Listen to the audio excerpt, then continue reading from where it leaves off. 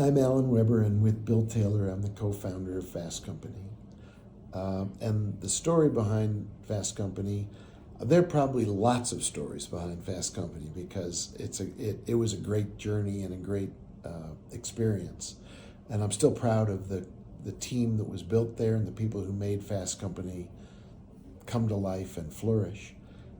My version of the story, first of all, you need to know Bill and I were both working at the Harvard Business Review, and I was the beneficiary of a fellowship to Japan around 1989, a 3-month journalist fellowship, courtesy of the Japan Society of New York.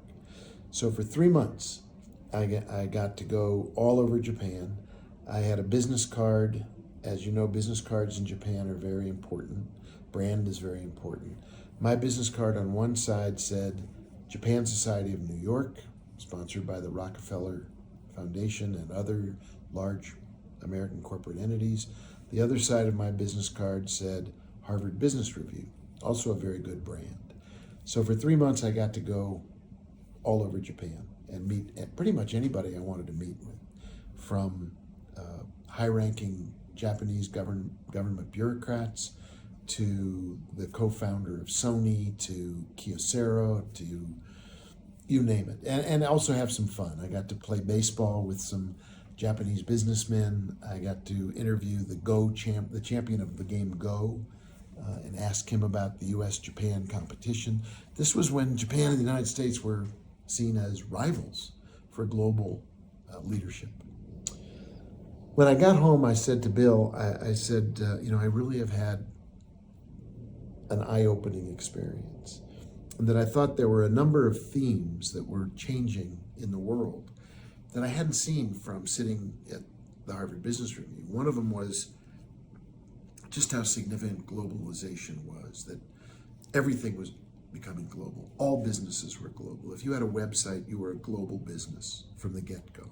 Now, previously, this is a long time ago, 1989, there were national champions. There was the U.S. car industry with Ford and General Motors and Chrysler, beginning to see Japanese car companies, but still we hadn't been subject to the same level of global competition in every industry: semiconductors, steel, cars, you name it, right? It was very clear from being in Japan that every industry was going to become a global industry. That really wasn't something that the U.S. Business journalists were focusing on. Second was a huge change in technology, the digitization of everything. So the Japanese were very eager to show me all their digital innovations. And so I went at one point to one of the camera companies, and the CEO took my picture, instantly had a print, put it on what was then a big deal, a fax machine, and faxed it to a printer and printed it. And all of this was just manipulating zeros and ones. And it was clear to me from that experience and others in Japan that everything was going to be digitized, which meant you could work anywhere. You could be on a golf course with a fax machine and be doing your business. So the disaggregation of work, the reinvention of work being driven by new technology was just at the dawn. Third thing was a change in generations. The old World War II generation was starting to shuffle off to give way to the baby boomers. It was happening in politics here in the United States. It was happening in business with a different generation of leaders in companies and workers. And that was a big change because the World War II generation, my dad's generation, they were mostly interested in just putting food on the table, making ends meet, because they'd lived through the worst of the worst. They'd lived through a global depression, a world war, horrific global chaos. And they came home looking just to put food on the table, raise a family, make ends meet. Their children, the baby boomers, said, I can make ends meet. What I want to do is make meaning in my life. And so you had a new generation saying, my yardstick is not can I simply make a living? It's can I make a difference? That's a huge shift in motivation. And then the last change was diversity. We talked a little bit about diversity earlier. What I saw in Japan was the diversification of the workforce and of the leadership group. In the United States, all the US business magazines, if you looked at their covers, they were always white men facing right. And the same white men, always. It was Steve Jobs, it was Bill Gates, it was Jack Welch, it was Warren Buffett. Great business leaders, but where's the rest of the world? Where are women and people of color, not to mention the LGBTQ community? Well, around 1989, there was a huge shift in who was going to business school, who was going into professions, a big change toward diversity. It's become even more so now, but this was the first entry into a world that didn't look like white men facing right. So when I got home, I said to my friend Bill Taylor, who was far and away one of the most brilliant thinkers, journalists, writers that I'd ever met, I said, you know, the world is changing and the existing business press isn't keeping up with it. Fortune, Forbes, Business Week, even the Harvard Business Review was limited because it had to be academic in its orientation. It wasn't staff written, it was written by professors and management consultants. So we imagined a magazine that would chronicle the changing trajectory of business, the changing meaning of business, the changing culture of business.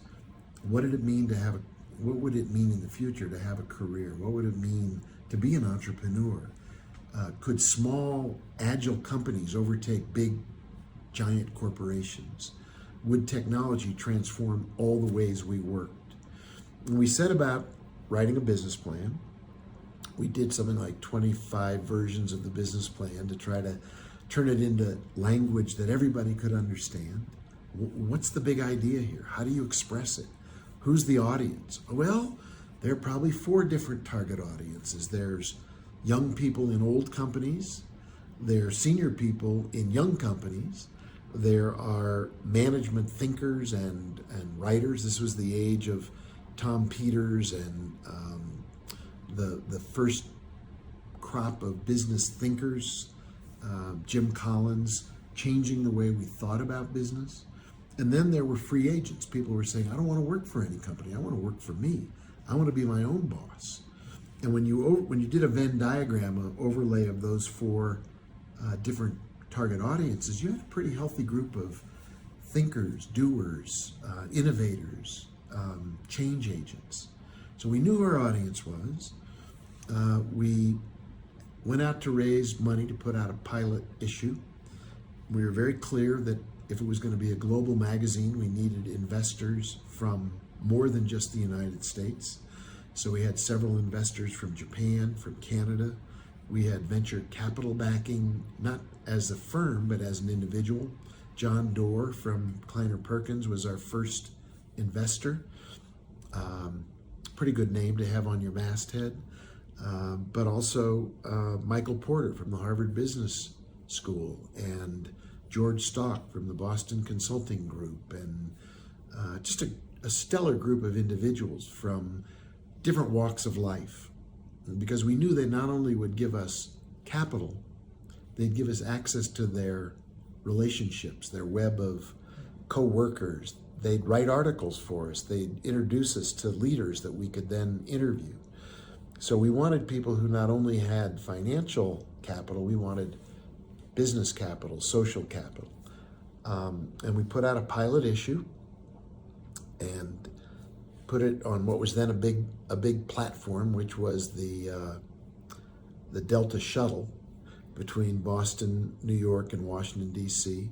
Thanks to our first round investors, we had a list of names to send free magazines to. We got the feedback from that first issue, test issue, and then turned that into a second round business plan. All of this took about 3 years. And then we started shopping the idea to different magazine companies because we knew we could never be a standalone magazine.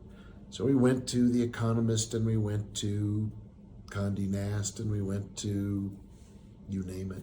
And finally, Fred Drasner and Mort Zuckerman agreed to be our home and agreed to bankroll us. Fred at the time and Mort owned U.S. News and World Report and the Atlantic Monthly in the magazine world, and they were looking for a new title, and we were looking for a new home, and it worked out great. We got enough money to hire 3 or 4 people, a brilliant magazine designer, Pat Mitchell, a brilliant editor for the back of the book, Bill Breen, a couple of other wonderful startup people. Christina Novicki was our Jill of all trades, keeping the office running.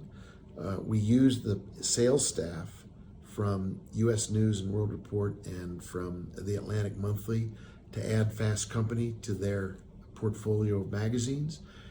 The first issue came out of the chutes and people's minds were blown.